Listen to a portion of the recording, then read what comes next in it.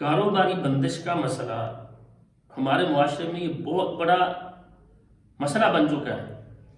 لوگ اس وجہ سے بڑے سارے پریشان ہوتے ہیں اور ہمارے ساتھ رابطہ کرتے ہیں کہ میری دکان بڑی اچھی چل رہی تھی، کاروبار ہمارا اچھا چل رہا تھا، دکان میں ہر چیز موجود ہے، گاہک نہیں آتے۔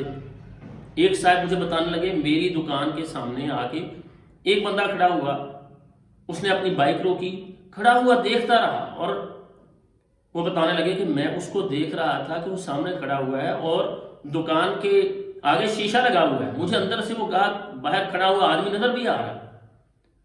کہتے ہیں کہ میں اس کو دیکھ رہا ہوں اور وہ آ کے کافی دیر کھڑا رہا، پھر آگے چلا گیا۔ ایک اور آیا، وہ بھی اسی طرح سے آیا، دکان کے سامنے کھڑا ہوا، کچھ دیر کھڑا ہو کے دیکھتا رہا اور پھر چلا گیا۔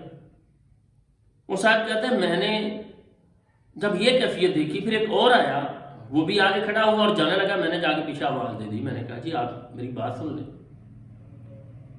آپ نے کیا لینا ہے؟ کہتا جی میں نے تو سامان لینا تھا، آپ کی دکان پر ہی آیا ہوا ہوں، لیکن میں تو دیکھ رہا ہوں کہ آپ کی دکان کو تالا لگا ہوا ہے، آپ کی دکان تو بند ہے۔ وہ بتانے لگے میں نے کہا میں تو دکان کے اندر موجود تھا، میں اندر سے آپ کو دیکھ کر آیا ہوں باہر، اب یہ کیفیت کیا ہے؟ یہ بات بڑی سمجھنے کی ہے۔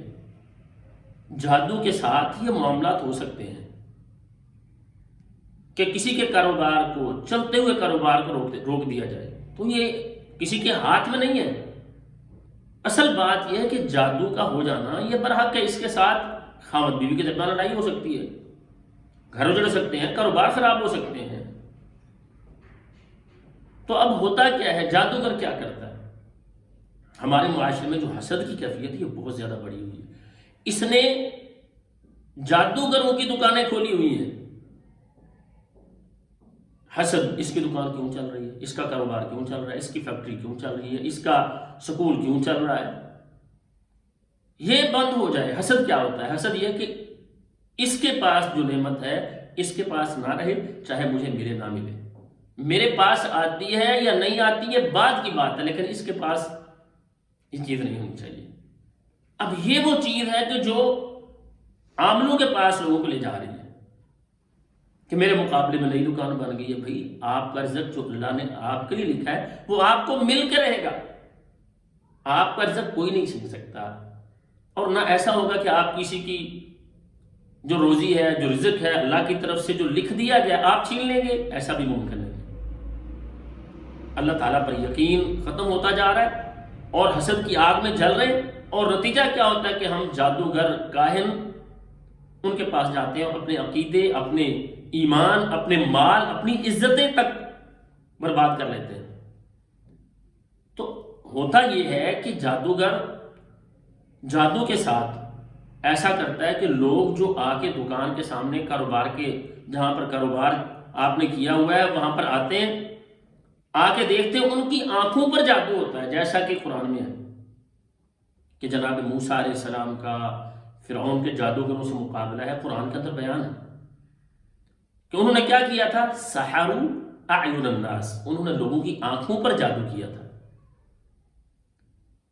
اور آنکھوں پر جادو کے ساتھ یہ ہو رہا تھا، یخیل الیہ من سحرہم انہا تسعی، کہ وہ جادوگروں کی پھینکی ہوئی رسیاں اور ان کے ڈنڈے دیکھنے والوں کو یوں معلوم ہو رہے تھے جیسے وہ سانپ بنے ہوئے ہیں اور بڑے بڑے اژدہا بنے ہوئے ہیں۔ تو یہاں بھی یہ ہوتا ہے کہ جادو کے ساتھ آنکھوں پر جادو کیا جاتا ہے، آنکھوں کی کیفیت بدلی جاتی ہے۔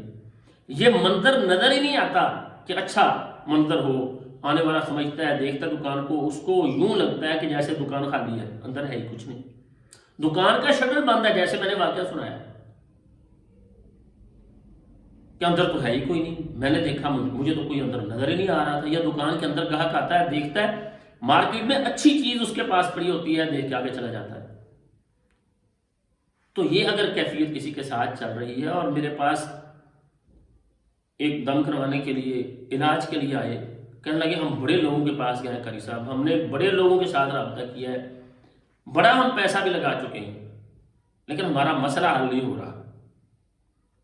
پھر انہوں نے اپنی کیفیت بتائی، کہنے لگے بات یہ ہے کہ میرے فیکٹری ہے میری، اس کے اندر خون کے چھینٹے بھی گرتے ہیں، وہاں پر مجھے الو کی سریاں بھی ملتی ہیں. یہ کنڈیشن تو چل رہی ہے. اور بتانے لگے ہمارا، میں نے تو کہنے لگے ایک عجیب واقعہ دیکھا کہ ہماری ٹینکی کے اندر الو کی سریاں پڑی ہوئی تھیں جس سے ہم پانی استعمال کرتے ہیں. تو یہ خطرناک جادو کا انداز ہے. تو کہنے لگے اس کے ساتھ ہو کیا رہا ہے. کہتے ہیں میں چاول، رائس مل ہے میری، تو میں چاول تیار کرتا ہوں، مارکیٹ کے اندر میں لے کے جاتا ہوں، منڈی میں لے کے جاتا ہوں، میرے چاول کو کوئی دیکھتا بھی نہیں. جبکہ جو چیز، یہ تو صاف سی بات ہے، جو اپنے لیے ہم کرتے ہیں، جو اپنے لیے محنت کرتے ہیں، وہ کسی کے لیے کم ہی کرتے ہیں. ہونا تو یہ چاہیے کہ جو ہمیں مزدوری دے رہا ہے، پیسے دے رہا ہے، ہم اس کے لیے بھی پوری محنت کریں. خیر کہنے لگے بات یہ ہے کہ میرے پاس لوگ آتے ہیں، مجھ سے چاول تیار کرواتے ہیں، اور وہ ہلکا چاول ہوتا ہے، مارکیٹ میں وہ دھڑا دھڑ بک رہا ہے. میرا چاول بڑا اچھا ہے، تیار بھی خود کیا ہے، لیکن مارکیٹ میں لے کے جاتا ہوں، اس کو گاہک دیکھتا ہی نہیں. تو میں نے ان کی یہ ساری بات سنی، اور سننے کے بعد میں نے انہیں یہ بتایا جو آج میں عمل ناظرین آپ کو بتانے والا ہوں. بڑا ہی بہترین اور مجرب عمل ہے، ہر طرح کے جادو کے لیے بھی، حسد اور نظر کے لیے بھی بڑا بہترین عمل ہے، بڑا ہی آسان ہے. اگر ایسی کوئی کنڈیشن چل رہی ہے تو اس کے لیے آپ خود کریں. اور میں اکثر یہ کہتا ہوں کہ دیکھیں آپ خود کریں، آپ سے زیادہ آپ کی ذات کے ساتھ کوئی اور مخلص نہیں ہو سکتا. آپ خود کریں، بڑا آسان ہے. اور طریقہ کیا ہے؟ سورۃ الفاتحہ، آیت الکرسی، سورۃ البقرہ کی آخری 2 آیات، یعنی آمن الرسول بما انزل الیہ من ربہ والمؤمنون، یہاں سے آخر تک، اور آخری تینوں کل، سورہ اخلاص، سورہ فلق اور سورہ الناس، یہ تینوں صورتیں آخری.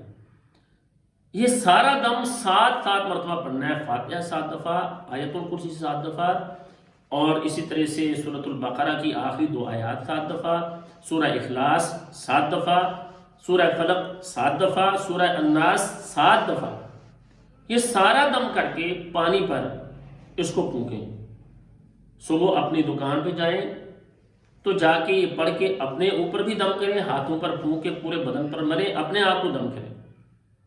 اور پھر پانی پر دم کر کے صبح و شام، اگر دکان کا مسئلہ بن رہا ہے تو دکان میں صبح جا کر بھی چھڑکاؤ کریں اور شام کو بھی کریں.